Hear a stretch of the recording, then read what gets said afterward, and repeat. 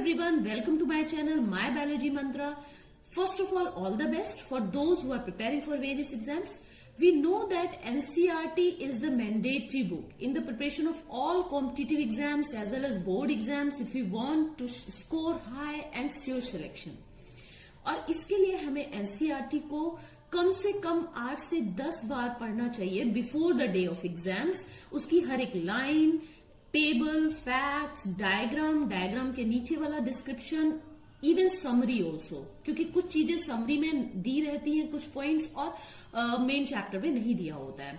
और ये सब करने में आपको कम से कम मिनिमम 2 से 3 घंटा तो लग ही जाता है एक चैप्टर को करने में.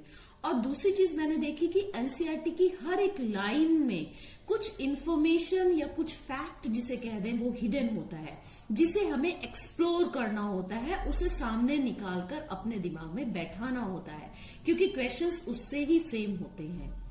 और इसके लिए आपको एनसीईआरटी को बहुत बार रिवाइज करना होगा. जब आप 8 से 10 बार उसे रिवाइज करेंगे तब नई नई चीजें आपको सामने निकल कर आएंगी और आपको लगेगा अरे इसमें तो ये वाला कॉन्सेप्ट दिया हुआ था.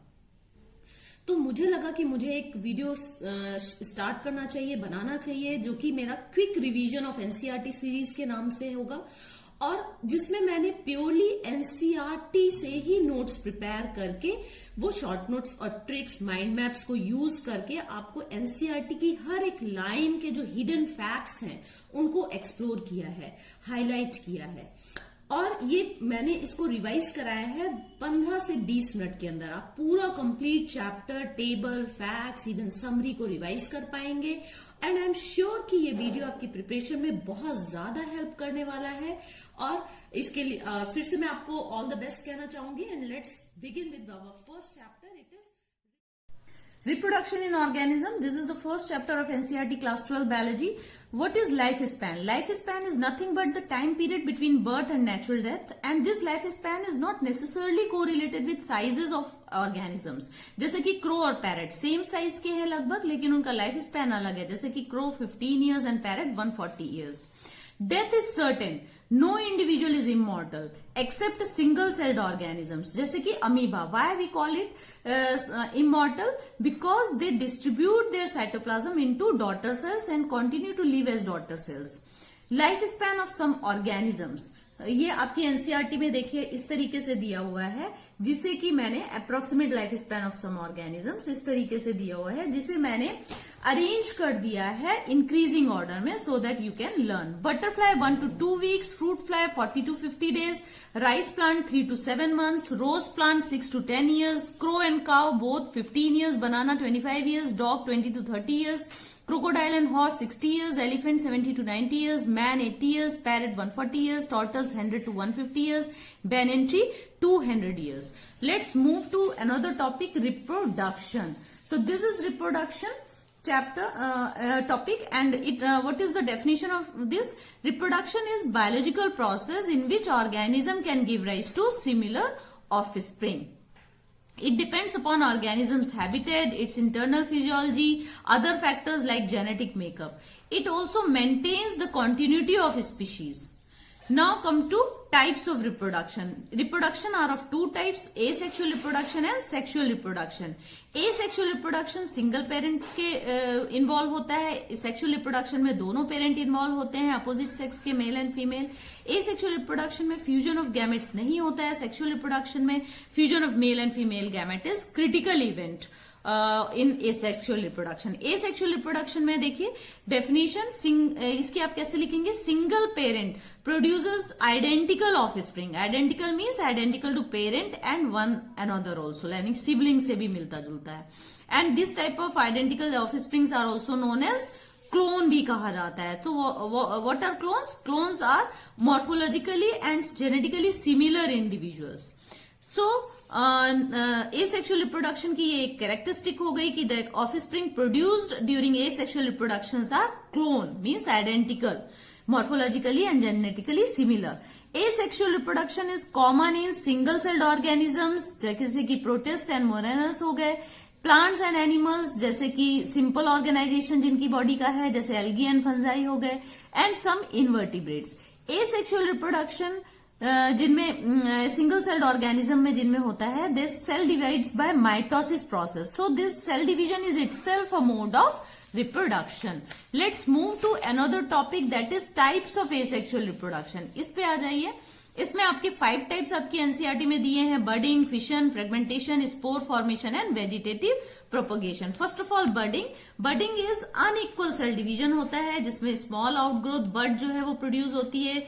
इनिशियली वो पेरेंट बॉडी से अटैच होती है, इवेंचुअली सेपरेट हो जाती है और मैच्योर हो जाती है न्यू इंडिविजुअल में. एग्जाम्पल आपका budding in yeast and budding in hydra. मैं आपको डायग्राम दिखाती हूँ, आपके एनसीईआरटी में दिया हुआ है क्योंकि हमें डायग्राम भी अच्छी तरीके से करना है. Cell division in unicellular organism, ये ईस्ट का डायग्राम दिया है. बडिंग इन ईस्ट जिसमें न्यूक्लियस है, न्यूक्लियस इलोंगेट हुआ, डिवाइड हुआ 2 में. ये आउटग्रोथ बड यानी बड है, ये एक्सटर्नल बडिंग है. और ये जो है इसमें न्यूक्लियस आपका डिवाइड होकर चला गया है और एक न्यूक्लियस डॉटर सेल में और one nucleus remain inside the parent cell. और इस तरीके से ये bud later on eventually separate हो जाएगी. This is binary fission in amoeba. See the diagram of this binary fission in amoeba. amoeba ये देख रहे हैं आप, इसमें रेड कलर का ये न्यूक्लियस मार्क किया हुआ है.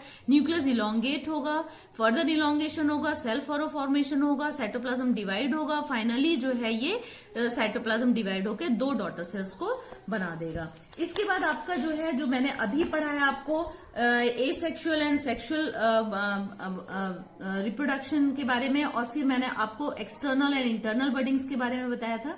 This is the budding in hydra. देखिए एक्सटर्नल बड अराइज हुई है, ये इसकी स्मॉल आउटग्रोथ है जो कि आउटसाइड द बॉडी है.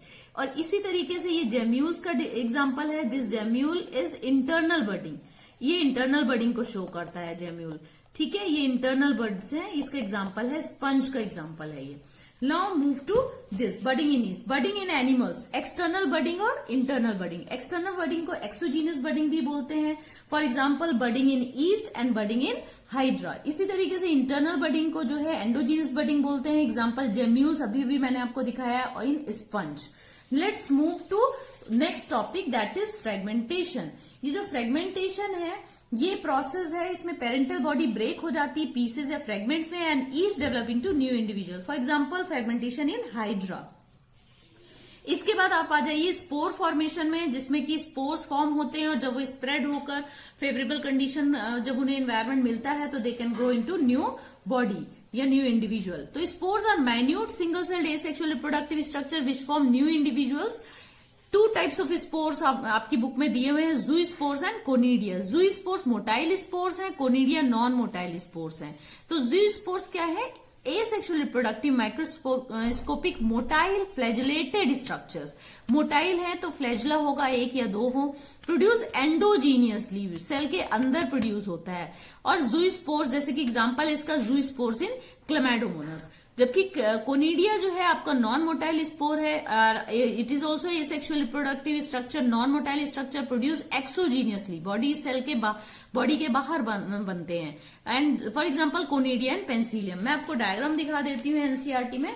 सी दिस डायग्राम दिया हुआ है, जूई स्पोर्स इन क्लेमाइडोमोनास. ये देखिए ये सेल के अंदर बन रहा है क्लेमाइडोमोनास के, और ये जूई स्पोर्स फॉर्म हुए हैं, इनके फ्लैजला है, that's why they are motile. और इसी तरीके से कोनिडिया एंड पेंसिलियम, इसमें देखिए ये चेन की फॉर्म में ये एक्सोजीनियस जो है एक्सोजीनियसली प्रोड्यूस हुआ है. और ये कोनिडिया जो है एसेक्सुअल रिप्रोडक्टिव स्ट्रक्चर्स हैं और ये स्प्रेड हो जाते हैं और ये नेसेसरी कंडीशन इन्हें मिलती है तो they can grow into new plants. Let's move to another type that is fission. Fission में आप देखिए, फिशन जो है it is a type of asexual reproduction जिसमें पेरेंट सेल डिवाइड होती है into 2 to many identical daughter cells. ये 2 तरीके के होते हैं, binary fission and multiple fission. Binary fission में पेरेंट सेल डिवाइड होती है into 2 halves each grown into an adult. और मल्टीपल फिजन में पेरेंट सेल जो है डिवाइड होती है मैनी आइडेंटिकल डॉटर सेल्स. इस बात को ध्यान रखिएगा कि बाइनरी फिजन में न्यूक्लियस का डिवीजन एक बार ही होता है जो कि 2 डॉटर सेल्स में डिस्ट्रीब्यूट हो जाता है. मल्टीपल फिजन में मैनी टाइम्स न्यूक्लियस का डिवीजन होता है और वो फिर फाइनली डॉटर सेल्स में डिस्ट्रीब्यूट होता है. मल्टीपल फिजन का, बाइनरी फिजन का एग्जाम्पल अभी आपने देखा डायग्राम में, अमीबा का एग्जाम्पल है. और multiple fission in amoeba, multiple fission भी होता है अमीबा में बट ड्यूरिंग अनफेवरेबल कंडीशन। तो मैं इसको बताती हूँ, this is multiple fission in amoeba. Under unfavourable conditions amoeba withdraws its pseudopodia को विड्रॉ कर लेता है and it secretes 3 layered hard covering और cyst. This phenomena is known as encystation. और इसके बाद जब फेवरेबल कंडीशन रिटर्न होती है तो जो इंसिस्टेड अमीबा है उसमें मल्टीपल फिशन होता है और वो बहुत सारे प्रोड्यूस करते हैं माइन्यूट अमीबा, जिसे स्यूडोपोडियो स्पोर्स भी कहा जाता है। सिस्ट वॉल बस्ट हो जाती है, स्पोर्स लिबरेट हो जाते हैं सराउंडिंग मीडियम में और ग्रो कर जाते हैं मैच्योर अमीबा में। This phenomena is known as sporulation. इसे मैंने फ्लो चार्ट के फॉर्म में भी किया है, आप चाहे तो ऐसे भी इसे रिवाइज कर सकते हैं। अमीबा जो है वो अपना स्यूडोपोडिया विड्रॉ कर लेता है और 3 लेयर्ड सिस्ट बना लेता है। This process known as encystation. Favourable condition return होने पे मल्टीपल फिजन होता है इनमें और बहुत सारे अमीबा, मैनी अमीबे फॉर्म होते हैं, स्यूडोपोडियो स्पोर्स जिन्हें कहा जाता है। फिर ये जो है स्पोर्स लिबरेट हो जाते हैं जिसे स्पोरुलेशन बोलते हैं और बहुत सारे अमीबा फाइनली हमें मिलते हैं। Now let's move to asexual reproductive structures. Asexual reproductive structures के डायग्राम मैंने अभी दिखाए थे, उसी को मैंने थ्योरी में लिख दिया है। ज़ूस्पोर्स इन क्लेमाइडोमोनास जो कि एक ग्रीन एल्गा है, कोनिडिया इन पेंसिलम जो कि एक फंगस है, बर्ड्स इन हाइड्रा जो कि स्नाइडेरिया फाइलम को बिलोंग करता है, जेम्यूल्स इन स्पंज जो कि पॉलीफेरा फाइलम को बिलोंग करता है। Let's move to last type of asexual reproduction, it is vegetative propagation. Vegetative propagation जो है प्लांट के केस में एसेक्सुअल रिप्रोडक्शन को ही कहा गया है, ठीक है। It is a type of asexual reproduction. क्यों? क्योंकि इसमें भी 2 पेरेंट इन्वॉल्व नहीं होते हैं, सिंगल पेरेंट इन्वॉल्व होता है और जो डॉटर सेल्स बनती हैं वो क्लोन होती हैं, clone formation, identical offsprings form होते हैं।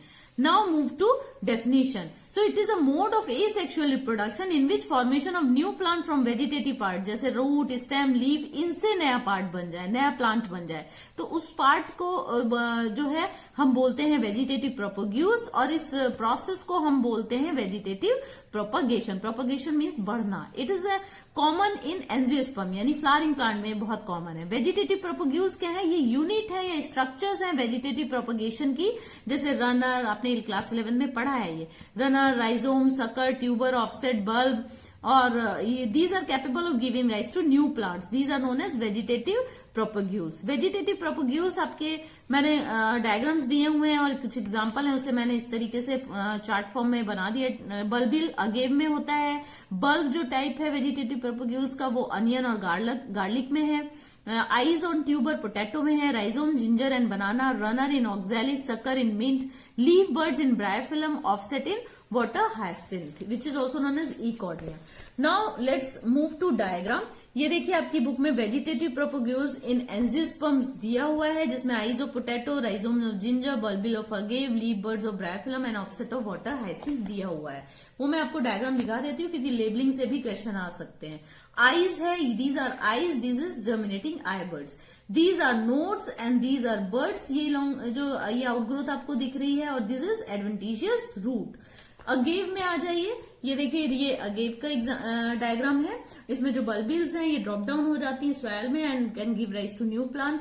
ये देखिए ये आपकी जो है लीफ है, लीफ ऑफ ब्रायोफिलम है जिसके नॉचेस, मार्जिन की नॉचेस में जो है एडवेंटिशियस बर्ड्स या लीफ बर्ड्स अराइज होती हैं जो कि later on give rise to new plant. ये आपका वाटर हाइसिंथ है और ऑफसेट का एग्जाम्पल है। Let's move to next topic or next important facts about water hyacinth which is also known as Ecornia. This white water hyacinth जो है आपका most invasive weed है, and scourge of water bodies and its drain oxygen from the water and leads to death of fishes. इसे terror of Bengal भी बोलते हैं। बंगाल में ये टेरर इसने मचा रखा था। And grows in standing water, standing water में बहुत फिनोमिनल रेट से ग्रो करता है। It propagates vegetatively at phenomenal rate and spread all over the water bodies और it is difficult to get rid from this water hyacinth. और ये introduce in India किया गया था due to its beautiful flowers and shapes of leaves, और जिसके इसको aesthetic value भी बोलते हैं, उसकी वजह से ये इंट्रोड्यूस किया गया था। तो what is node? Nodes are the site of origin of new plantlet. जहां से प्लांटलेट अराइज होता है उस पॉइंट को नोड बोलते हैं, प्लांट में वो पॉइंट होता है। और ये ऐसा क्यों होता है, वहां से प्लांटलेट क्यों अराइज होते हैं? Because of the presence of meristematic cells and we know that meristematic cells are capable of division of cell division. Let's move to this thing, chart के फॉर्म में मैंने इसे फ्लो चार्ट के form में लिखा है। नोट्स एक when comes in contact with damp soil और water it produce roots and it produce new plants. Now come to adventitious buds. Adventitious buds जो है कहां से अराइज होती हैं? आइज ऑफ पोटैटो, अभी आपने डायग्राम में भी देखा था। Rhizome of ginger and banana, notches present at the margin of leaves of bryophyllum. Next move to this asexual reproduction किसमें कॉमन होता है? प्लांट्स और एनिमल्स में, जिसमें सिंपल ऑर्गेनाइजेशन, अभी हमने पढ़ा था एल्गी एंड फंजाई में सिंपल ऑर्गेनाइजेशन होती है। Asexual and sexual reproduction both are common in higher plants like angiosperms. Asexual reproduction जो है वो आपका कॉमन होता है एनिमल्स में। Now move to next topic that is sexual reproduction. Sexual reproduction जो है आपका एनिमल्स में बहुत कॉमन है और हायर प्लांट्स में भी है। तो what is the definition of this? Types of reproduction which involves the formation and fusion of male and female gametes of same और different individuals of opposite sex to form zygote and this develops into new organism. इसके events मैंने देखिए यहां पर लिख रखे, events of sexual reproduction, जैसे कि फॉर्मेशन ऑफ मेल गैमेट सबसे पहले होगा, मेल एंड फीमेल गैमेट हुआ, उसके बाद फ्यूजन ऑफ गैमेट्स और फर्टिलाइजेशन होगा, and because it is also known as syngamy, it is most vital और critical event of sexual reproduction. फिर फॉर्मेशन ऑफ ज़ायगोट होगा, उसके बाद एम्ब्रियो बनेगा by the process of embryogenesis, फिर फॉर्मेशन ऑफ न्यू ऑर्गेनिज्म होगा। तो इसके बाद हम लोग कैरेक्टरिस्टिक्स में आ जाते हैं, सेक्सुअल रिप्रोडक्शन की कैरेक्टरिस्टिक। ये देखिए मैंने यहाँ पे 3 कैरेक्टरिस्टिक्स लिखी हैं। इलेबोरेट, बहुत ये इलेबोरेट प्रोसेस है, कॉम्प्लेक्स प्रोसेस है और स्लो प्रोसेस है as compare to asexual reproduction.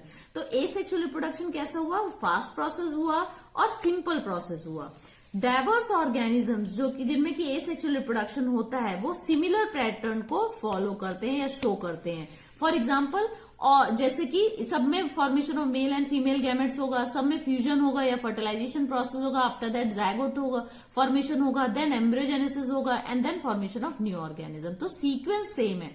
तो all sexually reproducing organisms follow a regular sequence or events in sexual reproduction. This is fundamental similarity in them and though the reproductive structures different. Reproductive structures भले ही different हो, लेकिन अगर वो sexually reproducing organism है तो उनमें जो ये सीक्वेंस और इवेंट्स होते हैं वो सब उसको ही फॉलो करते हैं। Formation of gametes, fusion of gametes, formation of zygote, formation of embryo and formation of organism.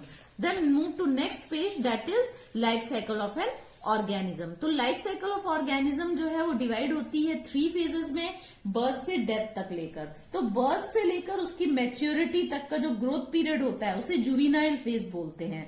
ये से प्लांट के केस में वेजिटेटिव फेज भी कहा जाता है। और ये फिर आपका सेकेंड फेज बिगिन होता है and of the juvenile phase से रिप्रोडक्टिव फेज, एंड जब यहाँ रिप्रोडक्टिव फेज एंड होता है तब सेनेसेंस या एजिंग प्रोसेस स्टार्ट हो जाता है and this ageing process leads to death. तो हम सबसे पहले जुवेनाइल और या वेजिटेटिव फेज देख लेते हैं। It is also known as pre reproductive period. Definition, it is a period of growth and maturity in life of all organisms before they can reproduce sexually. Animals in juvenile phase followed by morphological and physiological changes prior to active reproductive behavior. और इसके बाद आपका reproductive phase में आ जाता है। Reproductive phase जो है वो एंड्स ऑफ जुवेनाइल फेज है और बिगिनिंग ऑफ रिप्रोडक्टिव फेज है। रिप्रोडक्टिव फेज जो है रिप्रेजेंट करता है flowering angiosperms and higher plants को, और रिप्रोडक्टिव फेज जो है जिसमें वेरिएबल ड्यूरेशन होता है डिफरेंट ऑर्गेनिजम्स में। रिप्रोडक्टिव फेज प्लेसेंटल मैमल्स में एग्जिबिट करता है साइक्लिकल चेंजेस को in the activities of ovary, accessory ducts and hormones. ये फिर आ जाते हैं सेनेसेंस में। सेनेसेंस जो है एजिंग प्रोसेस है, ओल्ड एज में होता है। ये मार्क होता है and of the reproductive phase से, वहां से शुरू होता है और इसमें बहुत से कॉन्कोमिटेंट चेंजेस होते हैं बॉडी में, जैसे कि स्लोइंग ऑफ मेटाबॉलिज्म, और it leads to death. Finally death हो जाती है ऑर्गेनिज्म की। तो ये जो है आपका एनुअल और बायनियल प्लांट्स जो है होते हैं वो शो करते हैं, जैसे कि आपका मिंट हो गया, ये एनुअल प्लांट हो गया, ठीक है। बनाना प्लांट, ये बायनियल प्लांट जो है आपका, जैसे कि बहुत सारे चाइना रोज वगैरह हो गए, तो ये पर्नियल प्लांट्स हो गए।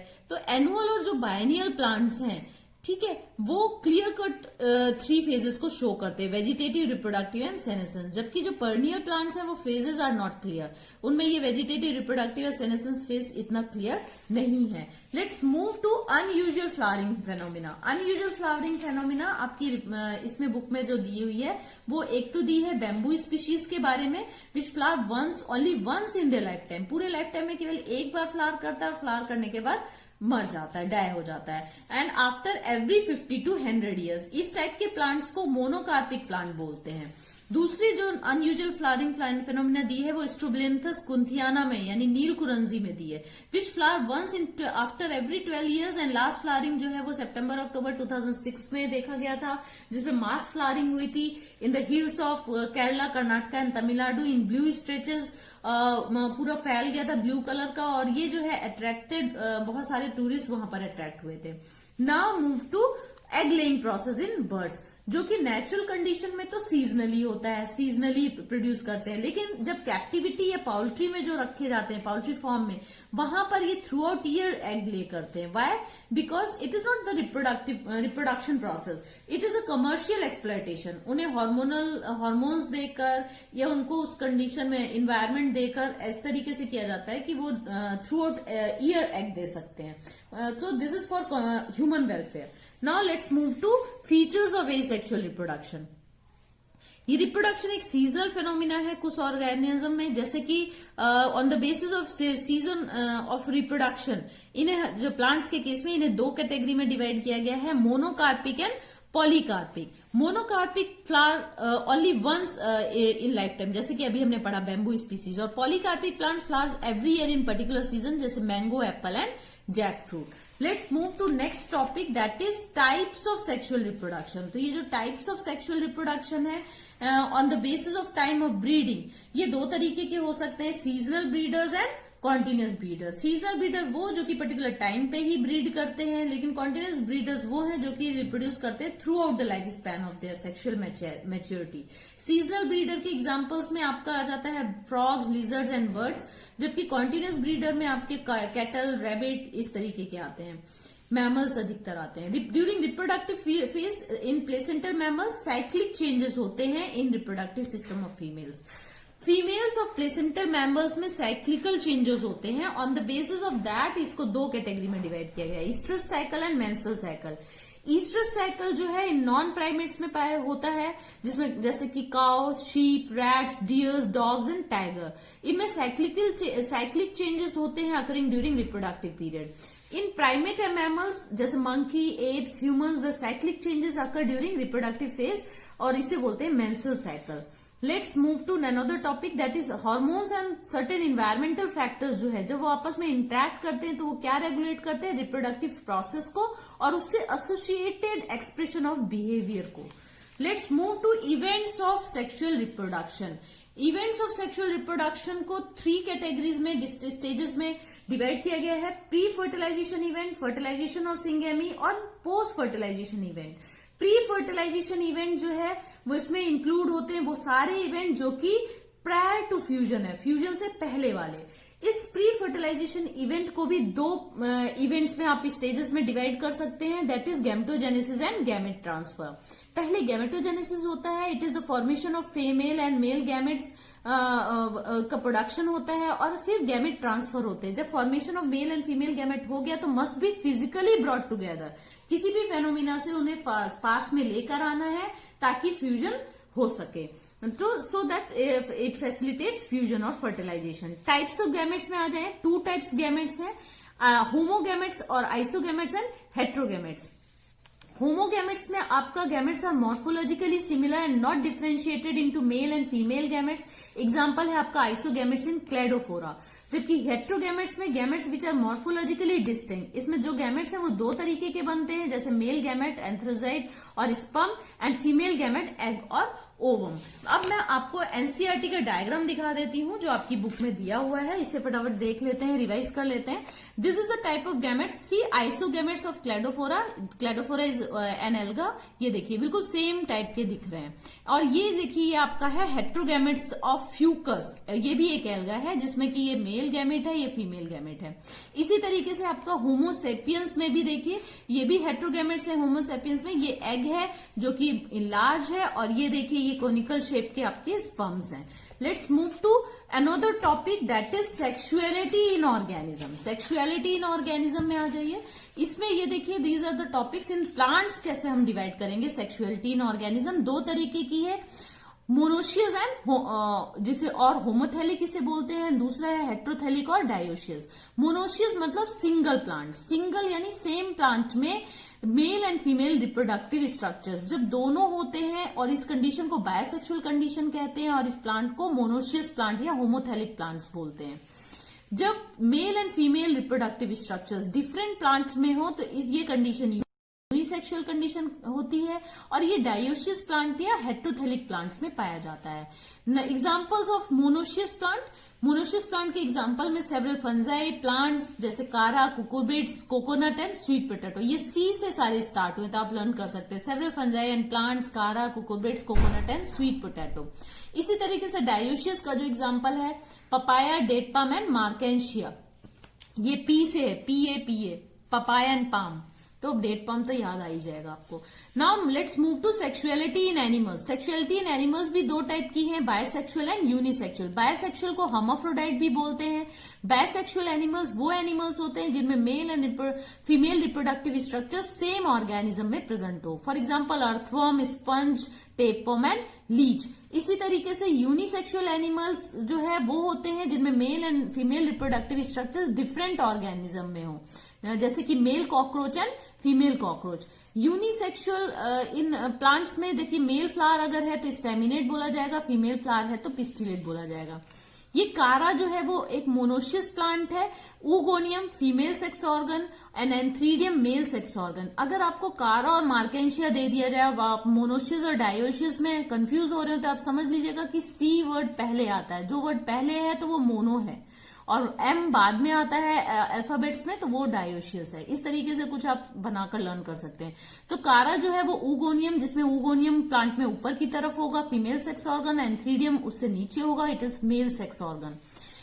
मार्केंशिया में दो plant body female and female plants हैं। फीमेल थैलस में जो है आर्चिगोनियो 4 डेवलप होगा, और मेल थैलस में एंथ्रीडियो 4 डेवलप होगा। अब मैं आपको एनसीईआरटी का डायग्राम्स दिखा देती हूँ। ये देखिए ये डायग्राम्स हैं, ये सेक्सुअलिटी इन ऑर्गेनिज्म को शो कर रहे हैं। देखिए सेक्सुअल बायसेक्सुअल इन अर्थवर्म, तो सबसे पहले मैं आपको अर्थवर्म दिखा देती हूँ। It is bisexual animal earthworm. ये देखिए ये है, इसका इंटरनल स्ट्रक्चर जैसे testis sac and with testis 10th और 11th सेगमेंट में आपने पढ़ा हुआ है, टेस्टिस होती है और below that ovary is present in 18 segment. तो ये जो है ये आपका हो गया bisexual earthworm.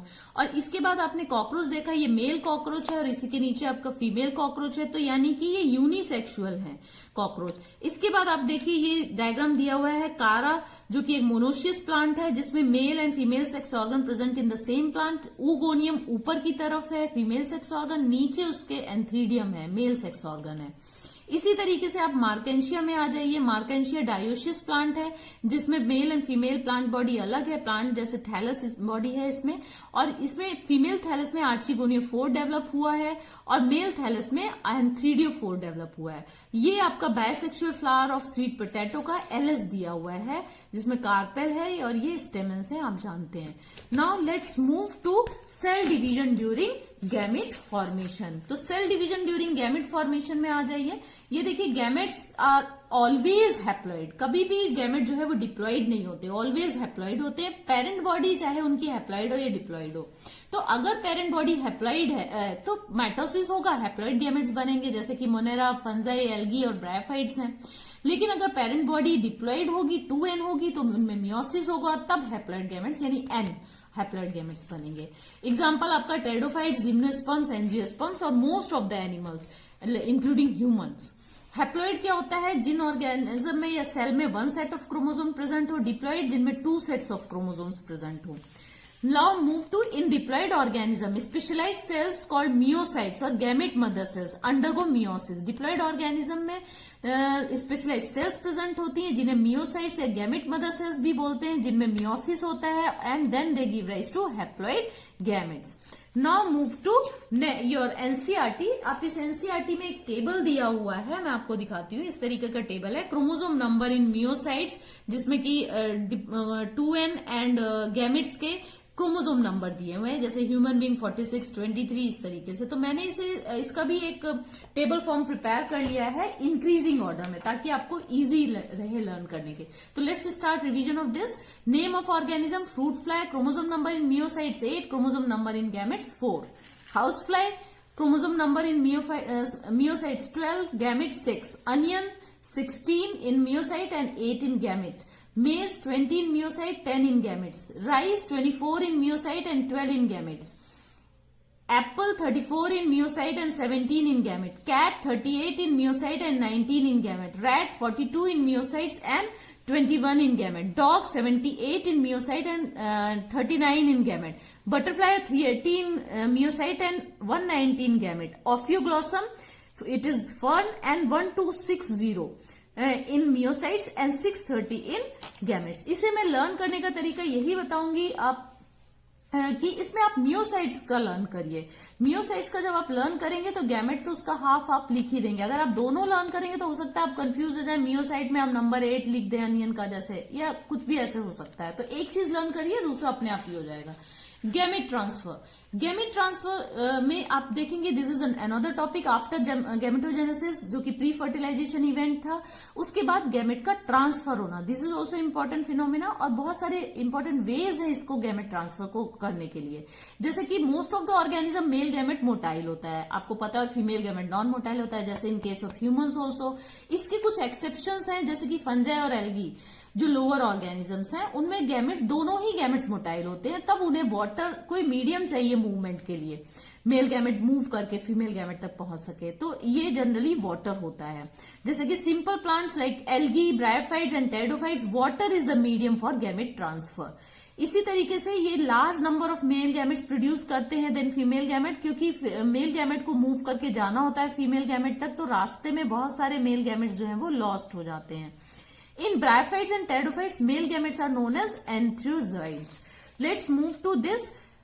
In seed plants, pollen grains are the carriers of male gametes. यानी pollen grain के अंदर male gametes होते हैं, और pollen grain कहाँ होता है? एंथर्स में. pollen grain जो है ट्रांसपोर्ट होना होता है स्टिग्मा में, क्योंकि स्टिग्मा जो है पार्ट है ओवरी का, और ओवरी के अंदर ओव्यूल है जिसमें कि फीमेल गैमेट है. तो जर्मिनेट करना, जब ये पॉलन ग्रेन वहां पर स्प्रेड हो जाता है तो इट जर्मिनेट्स पॉलन ट्यूब, और इस पॉलन ट्यूब के थ्रू मेल गैमेट जो है वो ओवरी तक पहुंचता है, विच कंटेन एग और ओवम, और जिसे फीमेल गैमेट्स बोलते हैं. तो इन सेल्फ फर्टिलाइजिंग प्लांट हो गए, बायसेक्सुअल प्लांट हो गए, तो इनमें मेल एंड फीमेल दोनों एक साथ प्रेजेंट होते हैं. तो गैमेट ट्रांसफर होना बहुत इजी होता है क्योंकि स्टिग्मा और एंथर बहुत क्लोज हैं. लेकिन क्रॉस पॉलिनेशन में, डायोसियस प्लांट में क्या होता है? Pollination is the essential phenomena which facilitates the transfer of pollen grains. Let's move to another topic, that is fertilization. अब इसमें आ जाइए, फर्टिलाइजेशन में आ जाइए. ये फर्टिलाइजेशन में देखिए it is one of the most vital event of sexual reproduction, जिसमें कि process of fusion of male gamete होता है which leads to the formation of diploid zygote, and this process is also known as syngamy भी बोलते हैं. and successful transfer and coming together of gamete, इसमें सबसे essential है किस चीज के लिए? फर्टिलाइजेशन के लिए. एक तो ट्रांसफर हो गैमेट का and coming together of gamete, और पास में वो गैमेट्स आए तभी फ्यूजन हो सकता है. तो this is the important event. अगर सिंगेमी ना हो तब क्या होगा? तब सम ऑफ द ऑर्गेनिज्म होते हैं, उनके फीमेल गैमेट डायरेक्टली जो है वो न्यू ऑर्गेनिज्म को बना देते हैं without fertilization, and this process is known as parthenogenesis. Parthenogenesis के एग्जांपल्स हैं जैसे rotifers, honey bees, some lizards and some birds like turkey. Where does syngamy occur? कहां पर होता है? तो सिंगेमी दो तरीके के हैं, external fertilisation and internal fertilisation. External fertilisation क्या होता है? फ्यूजन ऑफ गैमेट कहां होता है? Outside the body of an organism in external medium, जैसे कि वाटर. इंटरनल फर्टिलाइजेशन क्या है? It is the fusion of gamete that takes place inside the body. अब एग्जांपल्स देख लेते हैं। एक्सटर्नल फर्टिलाइजेशन के एग्जांपल में आपको most of the aquatic organisms जैसे कि algae, majority and fishes, majority of the algae and fishes and amphibians, bony fishes and frogs. जहां कहीं भी आपको एनसीईआरटी में मेजोरिटी और ये आपका एक्सेप्ट ये चीजें दिखें तो उसे अच्छी तरीके से पढ़ेंगे, क्योंकि क्वेश्चन पेपर में वो इसी को मेजोरिटी ऑफ द ऑर्गेनिज्म करके डाल देंगे तो आप कंफ्यूज हो सकते हैं। मोस्ट ऑफ द ऑर्गेनिज्म या all organism, none of these organism, तो इस पे आप ज्यादा ध्यान देंगे।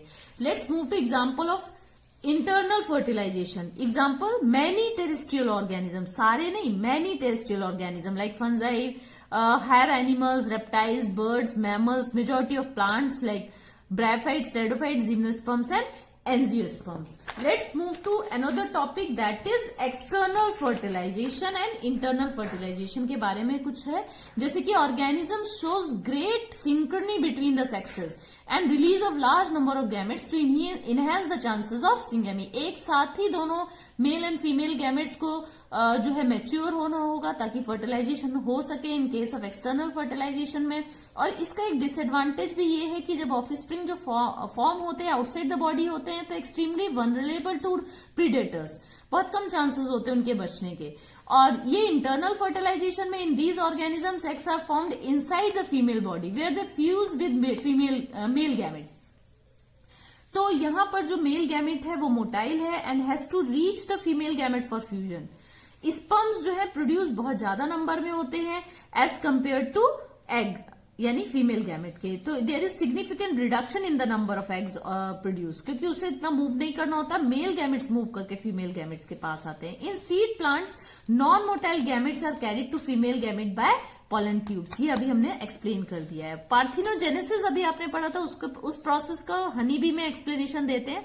हनी बी में जो ड्रोन्स होते हैं, जो मेल्स होते हैं, वो हैप्लॉइड एग से बनते हैं by the process of parthenogenesis means without fertilisation. मैं इसका पूरा प्रोसेस एक्सप्लेन करती हूँ. हनी बी का जो क्रोमोसोम नंबर है क्वीन का 32 है, क्योंकि वही जो है आपका एग प्रोड्यूस कर सकती है. वो डिप्लॉइड एग प्रोड्यूस करती है 32. उनमें से कुछ उनमें मियोसिस होता है, हैप्लॉइड गैमेट्स प्रोड्यूस होते हैं. कुछ हैप्लॉइड गैमेट्स जो हैं वो डायरेक्टली विदाउट फर्टिलाइजेशन जो है ऑफस्प्रिंग बनाते हैं, यानी मेल्स को बनाते हैं.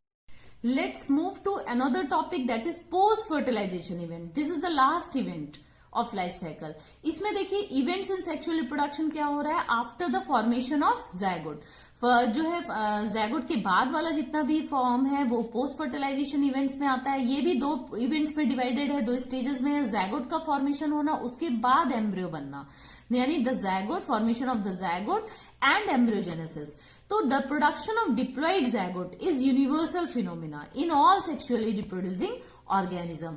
और एम्ब्रियोजेनेसिस कब होता है? It is the process of development of embryo from zygote से एम्ब्रियो बना. फिर इसके बाद डेवलपमेंट ऑफ द zygote. ये जो डेवलपमेंट है zygote का, ये डिपेंड करता है कि वो ऑर्गेनिज्म की लाइफ साइकिल कैसी है और वो किस एनवायरमेंट में रहता है. Both the two conditions. जैसे कि ऑर्गेनिज्म, जैसे कि कुछ फंजाई और एल्गी हैं जिनका जो zygote है वो डेवलप करता है, एक थिक वॉल अपने आसपास डेवलप करता है अपने ऊपर, जो कि रेजिस्टेंट टू डेसिकेशन और डैमेज होने से बचाती है and undergoes a period of rest before germination. इस तरीके से zygote जो है वो प्रोटेक्ट हो जाता है ड्यूरिंग अनफेवरेबल कंडीशन. इसके बाद आपका आता है zygote is the vital link that ensures the continuity of species between one generation to another. और दूसरी जो है every sexually reproducing organism including human beings also begin its life from single cell zygote. इसके बाद आप आ जाए haplontic life cycle, जिसमें का एग्जांपल है एल्गी के वॉल्वॉक्स एंड स्पायरोगैरा. अभी अब हम लोग पहले हैप्लॉन्टिक कर चुके हैं, जिसमें हैप्लॉइड ऑर्गेनिज्म है और उससे जो है आपका हैप्लॉइड इंडिविजुअल बन रहा है. zygote is 2n in that meiosis takes place, और जिससे कि हैप्लॉइड स्पोर्स बनते हैं और स्पोर्स जो है वो ग्रो कर जाते हैं हैप्लॉइड इंडिविजुअल्स में. Let's move to another topic that is embryogenesis. After zygote formation, after this zygote formation, embryo is formed. The process of development of embryo from zygote is known as embryogenesis. Events जो है इनमें दो events होते हैं, mitosis या cell division and cell differentiation. Cell division क्या है? इसमें zygote की सेल्स इंक्रीज होती हैं by the process of mitosis, और ये जो है एम्ब्रियो में कन्वर्ट हो जाता है। जबकि जो एम्ब्रियो की सेल्स हैं वो डिफरेंशिएट होती हैं, मॉडिफिकेशंस लेती हैं और स्पेशलाइज्ड टिश्यू ऑर्गन्स बनाती हैं और लेटर ऑन ऑर्गेनिज्म फॉर्म होता है।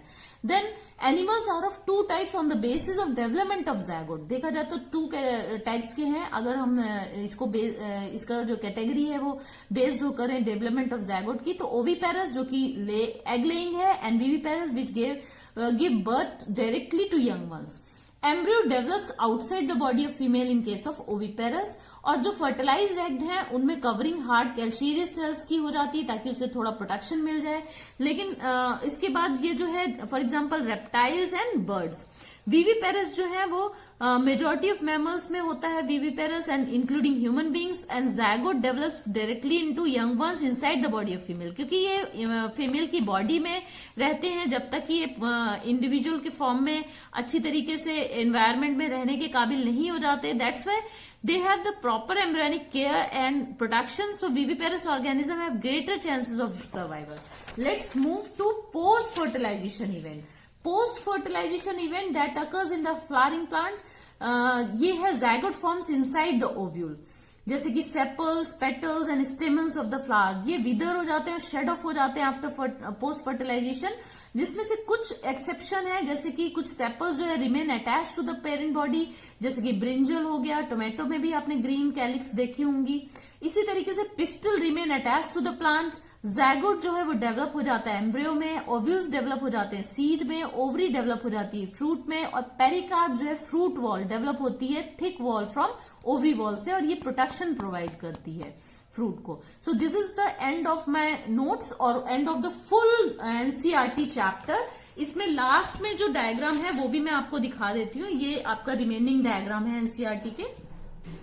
जो होमोगेमेटिक कॉन्टैक्ट ऑफ एल्गा दिखाया जा रहा है, इसमें होमोगेमेटिक कॉन्टैक्ट ऑफ एल्गा दिखाया जा रहा है, और ये देखिए फ्यूजन ऑफ गैमेट्स हुआ, ज़ायगोट बना और न्यू इंडिविजुअल फॉर्म हुआ। इसी तरीके से germinating of pollen grains on stigma, ये तो इतना क्लियर डायग्राम नहीं है, ये दिखाया गया है। और दूसरा जो डायग्राम है इसमें लास्ट पेज पे दिया हुआ है, ये देख सकते हैं आप। ये इसमें इन्होंने few kinds of fruit showing seed and pericarp, यानी प्रोटेक्टिव लेयर फ्रूट वॉल को दिखा रहे हैं। सीड है, ये आपका पेरिकार्प है, ये सीड है, ये पेरिकार्प है, ये सीड है, ये पेरिकार्प है, ये सीड है, ये पेरिकार्प है। इस चैप्टर की जो समरी है, अगर आप देखें तो इस समरी को मैंने अपने नोट्स में इंक्लूड कर लिया है, तो there is no need to revise summary also from the book. मैंने बुक की हर एक चीज को कवर किया है इंक्लूडिंग डायग्राम्स।